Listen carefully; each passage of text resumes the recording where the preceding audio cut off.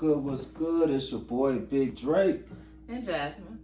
And you are now watching Overthinking and Overrated. So, we're going to talk about the fact that the Bears did a conference in Halas Hall introducing us to their new defensive coordinator, Eric Washington, and their offensive coordinator, Shane Waldron. Yes. Halas Hall is making big waves. They released a press conference and everybody is trying to dissect all the rhetoric to see what the decision is going to make in the draft. And me being a Fields fan and feeling like they should keep him, I was looking for hints. And I honestly think I got a couple.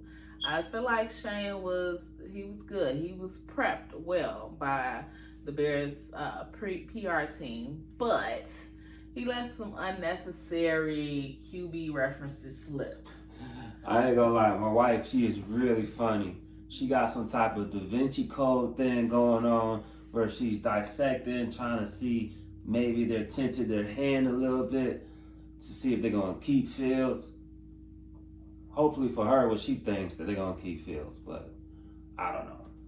I think they're gonna keep him because during the press conference, he spoke to quite a few things, mostly about the coaching and how they're trying to put together a team that basically has longevity, that they can have an offensive identity that goes with the Bears for years to come, which I'm here for. Finally, some type of offensive identity. We have definitely tried to be more a defensive team to stop plays and stop scores, but we need to be able to put some on the board too.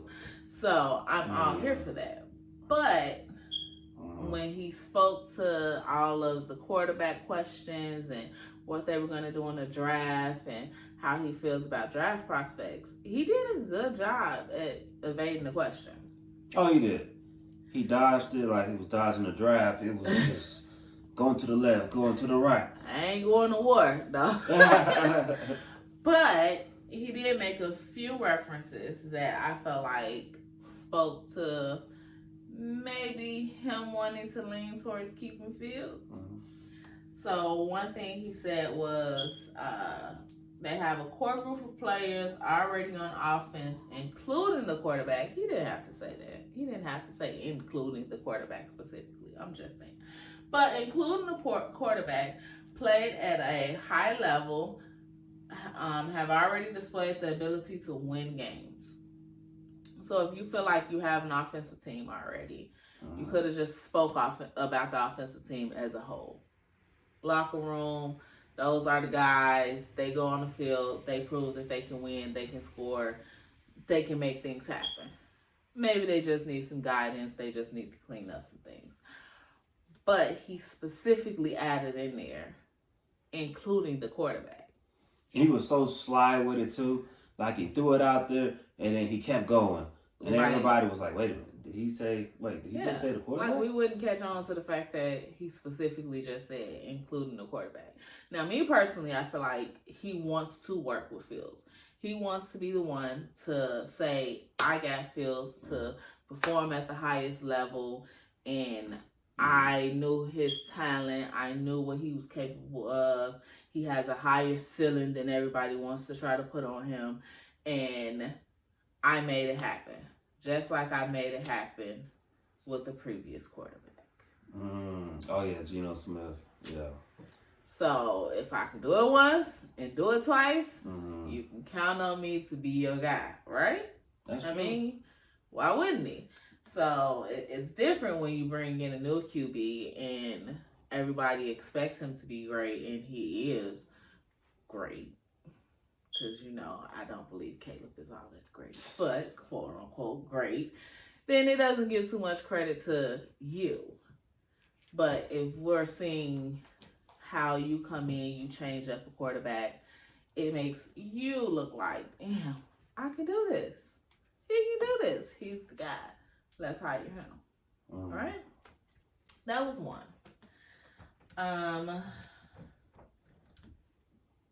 So he also spoke to how, he feels like his offense can work for any quarterback.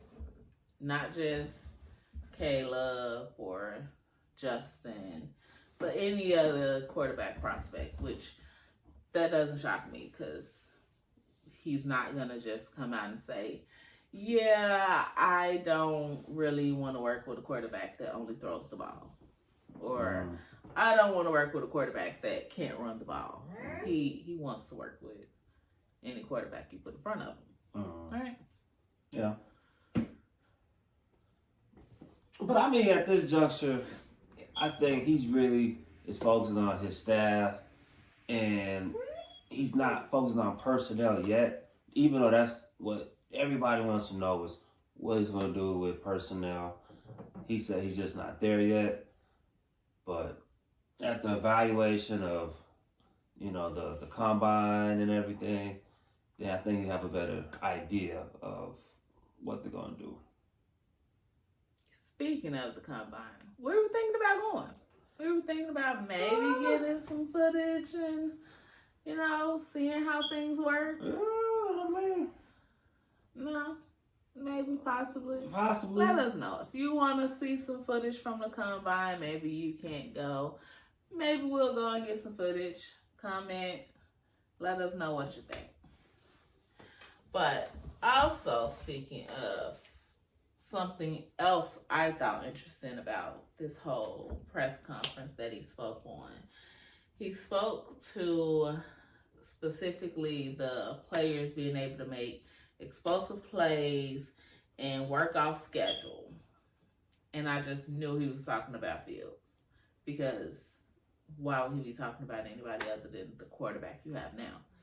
Couldn't have been talking about Caleb. He hasn't played an NFL snap, which I need you guys to remember. He hasn't played an NFL snap. I'm just saying.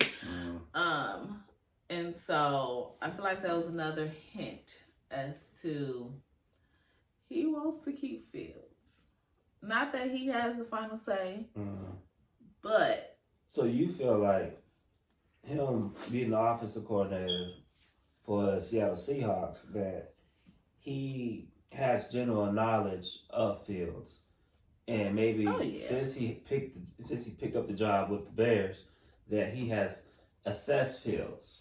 Oh yeah, he probably in his interview told them that I want to be the one to take him to the level that I can see he can go. Everyone's saying it. No one's saying Fields is a boss.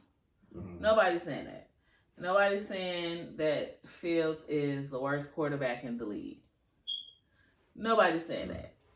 Other people are actually saying, hey, let him go. Let him come over to our team. Show you what we can do with a great quarterback. That's what everybody's saying. Right. So for me, that screams, why would I let go of a great quarterback?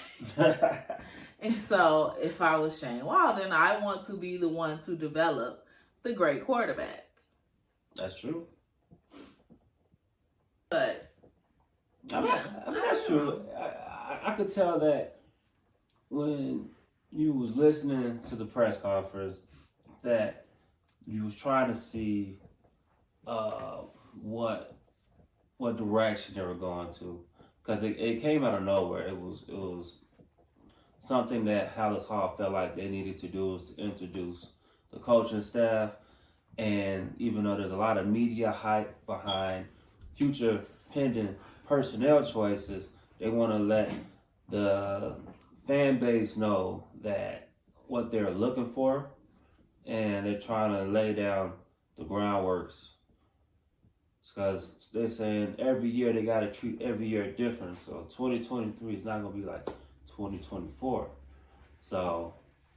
Yeah, and they let it be known. I feel like that, everyone's speaking on Caleb and his ability to play, and no one is saying that he does not have a great arm, that he can't make plays happen. But they also talked about the toughness of a player, and I feel like when it came down to playing against real good defenses in college, he didn't display that. But they talked about the toughness of a player. They talked about how players, looked and performed in the Pro Bowl and how they looked and performed going up to the championships. And I mean, he wasn't in either one of them, so I'm just saying. But they also spoke about, just the overall sense of wanting someone who can hold up to the difficulties of being in a NFL actual pressure situation. And Fields displayed that. And they don't know. They have to evaluate if these players can actually step into the NFL and handle the pressure of being true NFL players, dealing with bigger stages and dealing with fan bases that are very opinionated. Yeah. Like us. So, all of that plays a factor.